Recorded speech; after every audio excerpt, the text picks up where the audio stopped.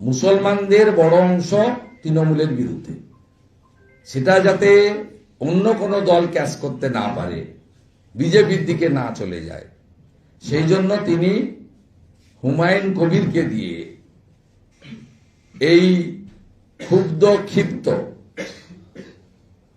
প্রতারিত মুসলমানদেরকে তার বি টিমের কাছে রাখলেন।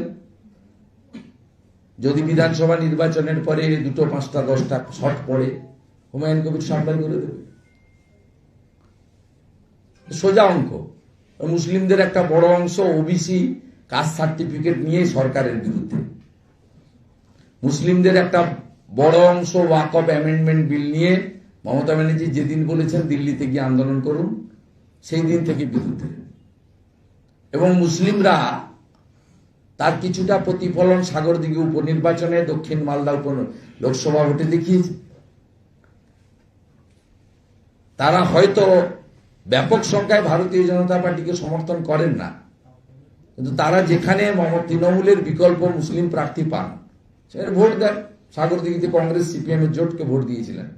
তারা নিশ্চিত ছিলেন যে তারা কংগ্রেস সিপিএম কে ভোট দিলে তৃণমূল কংগ্রেস হারবে, বিজেপিকেও আটকে দেওয়া যাবে।